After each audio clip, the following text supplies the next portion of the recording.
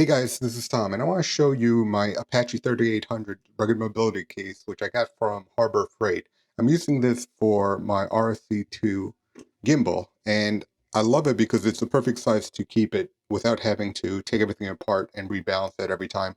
Saves me a ton of time. And what I want to show you now is how I'm keeping this pluck and pick or pick and pluck, whatever it is, foam, how I'm keeping it from falling apart, which is a big problem with these types of cases. But let me just give you a quick tour of what I have in here.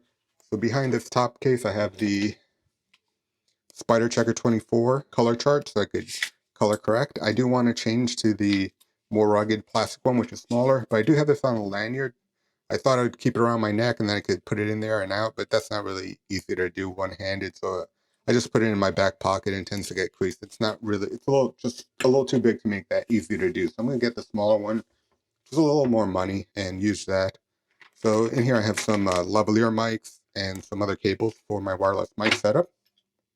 USB-C, USB-C cable to connect to my main camera, which is the Canon R5. I have this little battery charger, just a portable battery. Get these to charge your cell phone. It has a USB-C, it has a USB-A as well. And one of the issues I have with the RSC2, it doesn't seem to have an auto off, or if it does, I haven't enabled it yet. I should probably look for it. So every once in a while, I'll put it back in the case and I won't turn it off. And then next time I go to use it, battery's dead. So I have this here, and then I have an extra cable that I could just plug directly into the USB-C port here and charge it as I go. I have the handle. Take this top layer off. And over here I have like some of the adapters that came with it, which I don't use, but I'm holding on to. The extra cables that came with the RSC2, including a backup of my main cable in case there's a problem with this, which I'll use as the charging cable if need be. And in here I have the Saramonic Blink 500 Pro dual transmitter and one receiver system. I'm using the one right now, and I'm using it with a different lavalier microphone, which I like better. This is one of the transmitters, and the receiver is the same size, and it clips onto the hot shoe of the camera. You can use this to mic up two people. Now, the nice thing about this is this case is also a charger. So you charge the case, and then if you run out of juice in one of the things, you put it back in the case, and it'll start charging up till your next assignment. Get about 8 hours on here. So what I want to show you is how I'm keeping this from falling apart. One thing people will do when they first get the case and they make their cutout, they'll get some plastic dip and then spray everything and let that dry. And that seems like a pretty good solution, and the key is to do like 3 or 4 light coats instead of one heavy one, and that is going to give you the best results without the foam disforming too much. But the plastic coat, you kind of have to do that outdoors and kind of toxic. And if you've already been in the situation where like things start to come apart, plastic coat isn't going to do anything for you. So this method I came up with to keep the pick and pluck foam together works pretty well, and it'll work even if it's come apart. So one thing you could do, you could just use this spray adhesive and glue together any parts that have come apart. And this I don't mind too much. But what I've done is I've reinforced the bottom with some pet-resistant window screen, which I already had laying around. And all I did was I sprayed the glue on the foam, sprayed the glue on the fiberglass, let that dry up till it gets tacky, and then put it together and let it dry. That works out pretty good. This is a close-up of the window screen. You get this at Home Depot for like $10 for a whole roll. Like I said, I already had it because I was redoing some of my windows. Really strong stuff. And this is very thin and it's very strong. So even if you have a tear, you put this on there and it'll hold everything together. It's very, very strong. So the tops, as I've found out, still keeps coming apart. And then what you can do is any part that comes apart, you just spray some of that glue in there to hold it together. It doesn't look too great. And really, I'm not a big fan of the way the pick and pluck foam looks. So there's another option. I'm going to put this EVA foam, and I got this roll of EVA foam from Amazon for like $10 or $11. It's 3mm black EVA foam. I'll put a link in the description, but you're probably better off trying to find a local craft store. If you have a Michaels near you, you can get 12 by 18-inch sheets, which is the right size for this, for 99 cents. It's a little bit thicker, which is probably even better, because you don't need this to be really thick. And you could probably even put something else on top, like just a sheet of fabric, but I wanted to try it with the foam. So we're going to do that right now. I'm only going to do it to this top one. I really don't care what the bottom one looks like. The bottom one, I barely ever take this off since I don't do a lot of audio. let's spray it up and see what happens. By the way, another option, instead of putting the fiberglass, you could also just put the EVA foam on both sides if you don't want to spend the $10 on the mesh. I like the mesh, I already had it. So you want to start by shaking up the can and then spray a light coating on both surfaces. And I put down some plastic just to protect my work surface here.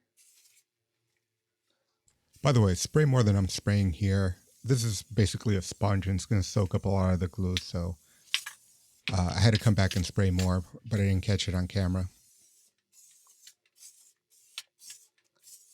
I'm going to try to get it just on the top. Don't get too much on the inside.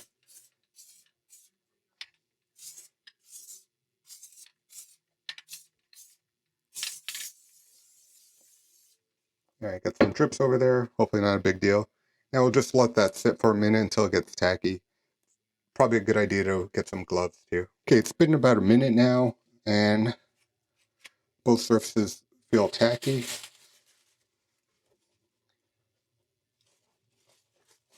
Place this on top, and by the way, I cut it oversized,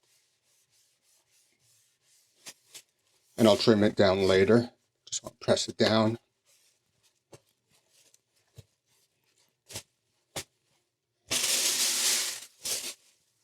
So I put the case just on top of everything just to provide some waste. I'll find something else to put on top.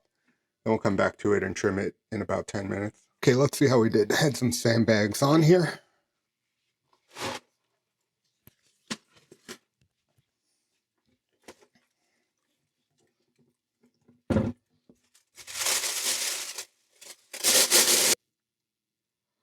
Alright, let's start trimming it out. I've had this screen on the case for over a year now, and it's been holding up really well. As you can see, my pick and pluck foam is kind of falling apart, and that's kind of the point of this, is if you're getting new and you want to use the plastic dip and you don't mind dealing with the fumes, you could do that. But if you're in a position where you didn't do anything in the beginning and your case is falling apart, then what you could do is you could do this and not have to buy new foam. And the new foam costs almost as much as a new case. All right, that's looking pretty good. Now to cut out the centers, we're going to have to poke a little hole and then cut around it. So I just have this cable cutter. It's a utility knife.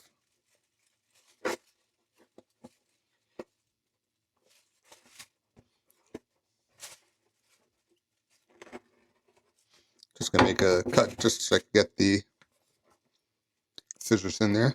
Then go back in here and start cutting. It's going to be kind of tricky, so I don't want to cut into this work surface top, so I got this scrap here.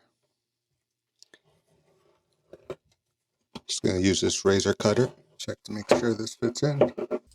Take your time and carefully cut out the area that needs to be cut out.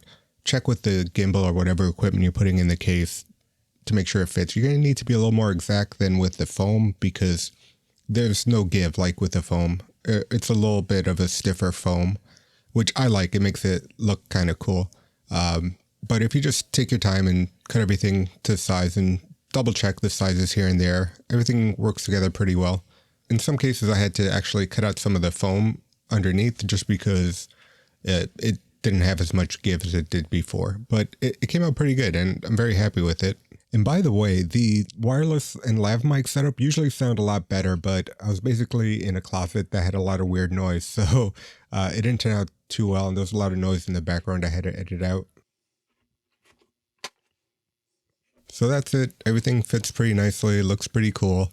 If you don't have the screen laying around like I did, and you don't want to spend a lot of money, you could just get 2 pieces of foam, put it on the top and the bottom, and you're set.